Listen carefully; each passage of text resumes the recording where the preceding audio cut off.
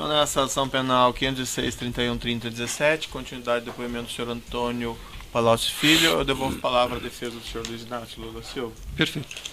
Então, senhor Antônio Palocci, eu vou insistir nessa pergunta porque ela é muito relevante.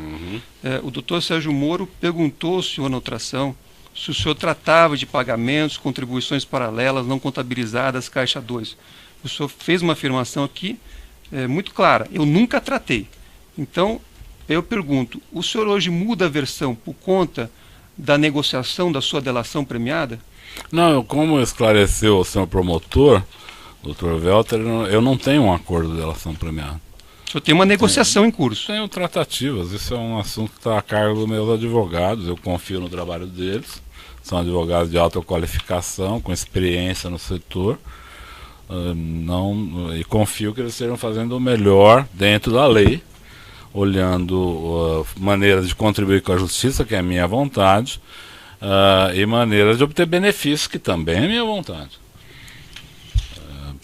Estou falando claramente que quando o doutor Sérgio me perguntou se eu ia falar, eu disse a Vossa Excelência que ia falar. Eu desejo falar, eu prefiro falar. Acho que há um conjunto de situações que a Operação Lava Jato identificou, que eu confesso para o senhor doutor, né, então, por um tempo tentei ajudar que essas investigações não andassem. Hoje eu acho que melhor que elas se esclareçam e a gente tente com isso melhorar as coisas. Eu estou fazendo isso dentro daquilo que eu li da lei, que me dá essa possibilidade e que me garante objetivamente, alguns benefícios legais. Então eu estou atuando aqui dentro dos parâmetros institucionais que são estabelecidos na lei. Tá certo. Correto. Naquela mesma oportunidade, quando o senhor foi perguntado a respeito de um suposto crédito de 200 milhões, o senhor disse naquela oportunidade o seguinte, isso é a resposta textual do senhor. O presidente Lula me procurou surpreso, estranhando e disse, olha, eu nunca tive conversa desse tipo, não foi uma conversa direta, chegou a mim, eu queria entender o que está acontecendo, do que é que se trata. E aí o senhor disse que por conta desta afirmação, relato textual do senhor, o presidente Lula teria ficado surpreso e estranhado o assunto. Aí o senhor teria ido ao senhor Marcelo Odebrecht e dito, jamais tratamos a relação do governo com a empresa a partir de provisões. O senhor, mais uma vez, quer dizer, como compatibilizar o que o senhor disse no depoimento anterior com a versão que o senhor dá hoje aqui nesta audiência? O senhor poderia especificar o que o senhor achou diferente? O senhor disse aqui no seu relato que o senhor foi chamado pelo presidente Lula e ele disse surpreso, estranhando algum tipo de referência a um crédito. E o senhor foi tomar satisfação com o Marcelo Odebrecht. Foi o que eu expliquei para o doutor, para Sua Excelência, o juiz Sérgio Moro, agora, há poucos minutos. A relação com o Odebrecht não se dava dessa maneira, por isso ele ficou surpreso com a forma com que o Emílio abordou no final de 2010. Não foi para oferecer alguma coisa, doutor, foi para fazer um pacto, que eu chamei de pacto de sangue, porque envolvia um presente pessoal, que era um sítio, envolvia o prédio de um museu, pago pela empresa, que envolvia palestras pagas a R$200 mil, fora impostos, combinadas com a Odebrecht para o próximo ano, várias palestras. E envolvia uma reserva de R$300 milhões.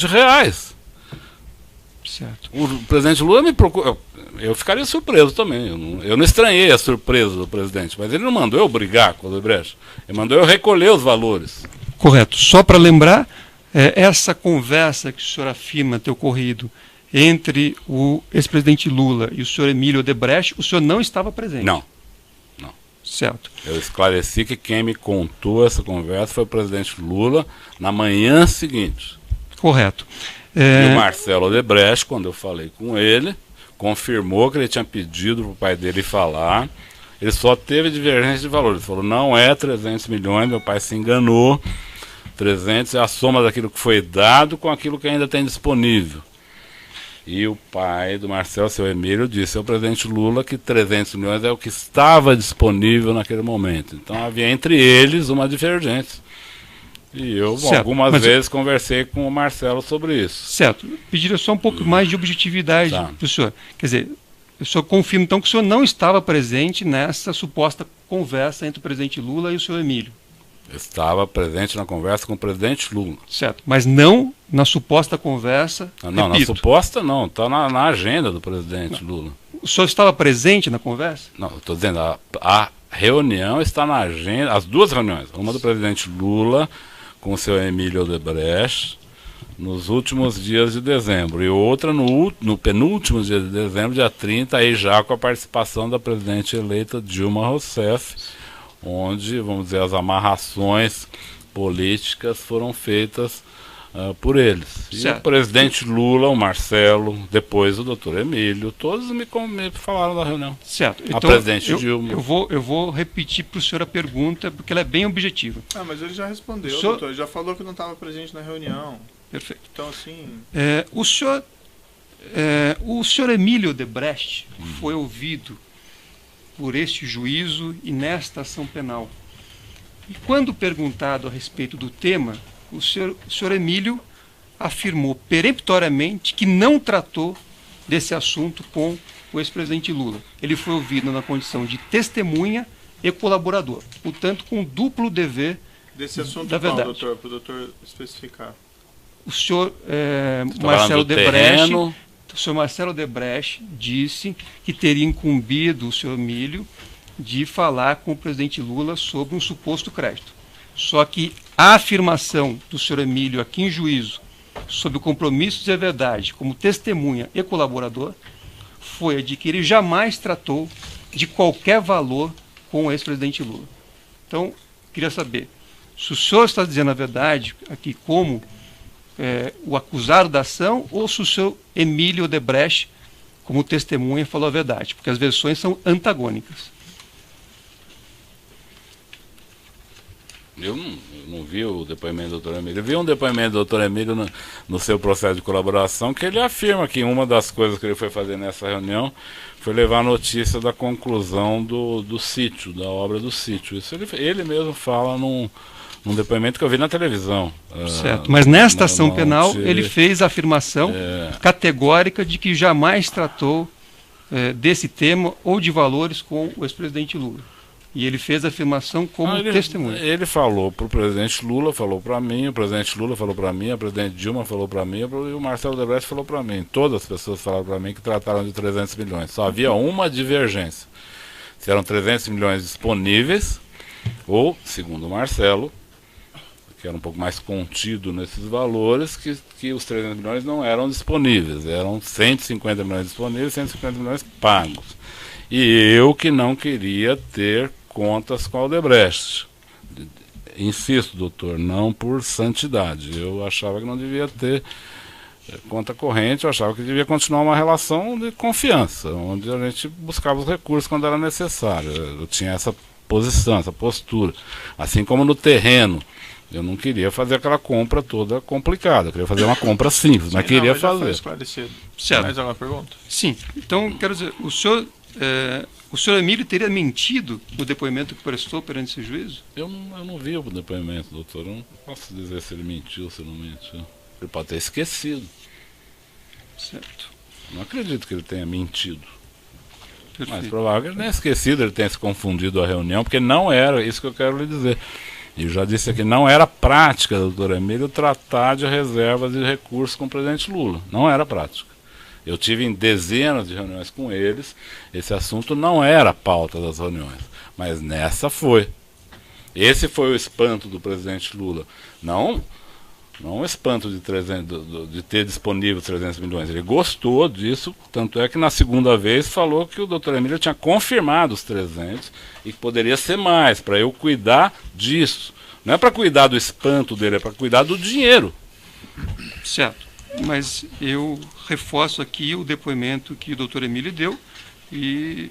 Doutor, daí para questionar o depoimento do acusado aqui, pode ser confrontado depois, mas ele não pode responder pelo depoimento do outro, do que o outro falou, que o outro não falou, se o outro mentiu, se o outro falou a verdade ou não. Então vamos adiante. Correto. O senhor sabe dizer qual era o relacionamento do senhor Marcelo Odebrecht com o ex-presidente Lula? O senhor sabe dizer se eles tinham um bom relacionamento ou não? Normal, mas pouco frequente. Com relação a esse imóvel da rua Abebeque Brandão, o senhor disse aqui que qual era a vinculação dele em relação ao Instituto Lula? Quer dizer, por que é que a Odebrecht estaria envolvida na compra deste imóvel? Porque o Dr. Bonlai e o Dr. Roberto Teixeira sabiam que a Odebrecht era uma colaboradora. Colaboradora talvez seja uma palavra... Desculpa, às vezes eu sou 30 anos treinado para falar dessa forma, mas que a Odebrecht dava propinas frequentes ao presidente Lula e ao PT. Como se tratava de pagamento de uma propina, ela achou que a Odebrecht poderia pagar esse terreno. Eu imagino que seja isso, porque o Bonlai foi falar comigo, não foi para me convidar para visitar o prédio, foi para eu pedir o dinheiro para o Marcelo Odebrecht, porque ele sabia que eu conversava com o Marcelo Odebrecht sobre essas coisas. Certo. E o senhor sabe dizer qual é a relação desse imóvel com esses 8 contratos que eu citei aqui no início das minhas perguntas? Sim. É assim, a empresa trabalha com a Petrobras. A Petrobras dá vantagens para a empresa. Com essas vantagens, a empresa cria uma conta para destinar aos políticos que a apoiaram. O presidente mantém lá diretores que apoiam a empresa, para dar a ela contratos. Esses contratos geram dinheiro, ela faz seus gastos, compra seus presentes, remunera seus diretores, paga seus funcionários e reservam dinheiro. Algumas criam operações estruturadas, outras criam caixa 2, outras criam doleiros. E com esse dinheiro pagam propina aos políticos. Assim. Certo. Isso aconteceu. O senhor Marcelo Odebrecht prestou depoimento aqui também antes do senhor. E o senhor Marcelo Odebrecht diz que ele não teve nenhuma participação, jamais negociou esses 8 contratos, jamais atuou, e mais, disse que a compra desse terreno não teria nenhuma vinculação com esses 8 contratos. Então eu pergunto mais uma vez, quem está falando a verdade? É o senhor Marcelo ou é o senhor? O senhor Marcelo não falou exatamente isso que o senhor está falando. E como eu disse, o acusado responde sobre o depoimento dele, os fatos que ele sabe, não sobre o que o outro falou. Mas eu não teria problema. Não, mas eu acho que é inapropriado. Estou à sua disposição. O doutor pode pegar lá no Alegações Finais, confrontar os depoimentos, questionar, mas que o outro falou, que o outro não sei o quê. Sim, mas foi feita referência. E o senhor Marcelo Odebrecht falou alguma coisa um pouco diferente também. Certo, vamos ser aqui honestos, né? Se o senhor quiser, podemos abrir o depoimento do Marcelo Odebrecht e ver que ele literalmente Qual que é a próxima pergunta, ele doutor? Diz que esse ponto da denúncia é incorreto. Certo. Deixa eu lhe falar uma coisa, doutor Zanin. Eu entendo o seu ponto, mas algumas pessoas falam que o dinheiro não é um valor tangível. O dinheiro é um valor tangível, porque a gente pode palpá-lo, diferente de nomes comerciais, tal, que não podem ser palpados. Mas o dinheiro tem valor universal. Então, a empresa não paga propinas com base na obra X, determina a propina ao deputado X. E as obras entram no caixa das empresas e pagam benefícios, às vezes legais, às vezes legais. Aí, a partir disso, tem, pelo menos na minha relação com o Odebrecht e na nossa relação com o Odebrecht, eu identifico todo tipo de situação. Dinheiro legal que foi pago no exterior, portanto se tornou lavagem de dinheiro. Dinheiro ilegal que foi pago em caixa 1, que se trata de um crime. Certo, então dinheiro legal que pagou por caixa 1, que é legal. Mas isso não é que isso é intangível, o dinheiro tem valor universal. O que existe de fato é que essas obras e outras foram benefícios que a Petrobras e o governo deram para esta empresa Odebrecht. Com esses benefícios, ela pagou suas obrigações e fez um caixa, anunciado ao presidente Lula, que seria de 300 milhões. E desse caixa foi sacado o dinheiro e comprou este prédio, para dar ao presidente Lula para ele fazer o seu instituto. Um erro aqui. O inquérito está bastante claro. Eu acho que ele está verdadeiro o que ele disse. O senhor, não tem como contestar. O senhor sabe dizer se o Instituto Lula teve, em algum momento, as chaves desse imóvel, teve a posse desse imóvel ou teve a propriedade desse imóvel? Eu trabalhei muito para que não tivesse. A pergunta é, o senhor sabe se em alguma oportunidade o Instituto Lula teve a posse, a propriedade ou as chaves desse imóvel? Estou lhe respondendo. Eu trabalhei muito para que não tivesse, porque eu achei que essa operação foi uma operação muito mal feita. Era uma operação que transformava uma patologia numa fratura exposta. Eu disse ao presidente Lula que ele não precisava criar fraturas expostas. Para se comprar um bem, não precisa atravessar a rua e se atirar em cima do bem. Você tem maneiras adequadas de fazer, até porque no caso da Odebrecht já tinha um ilícito que gerou recurso. Não precisava mais um ilícito. Já tinha um, mais grave. Então ali se tratava de fazer o instituto e a Odebrecht fazer a doação. Seria uma forma mais amenizada, ou pelo menos mais camuflada. Mas o senhor já falou, né? Mais perguntas? A pergunta foi objetiva, eu pediria uma resposta objetiva. Falou, o que ele perguntou foi se o senhor tem conhecimento, se o Instituto Lula ou o ex-presidente chegaram até a posse desse imóvel na Rádio. Chegaram a visitar o imóvel. Visitar. Posse, chave, não tiveram. Eu nunca vi. Tá.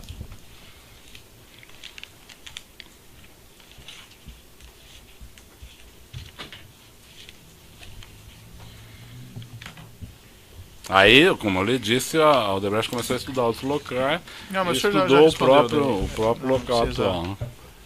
Entrar nessa questão. Certo. Não tem mais perguntas, Silêncio. Perfeito. Seguindo aqui na ordem, a defesa de Paulo Melo. A defesa de Roberto Teixeira.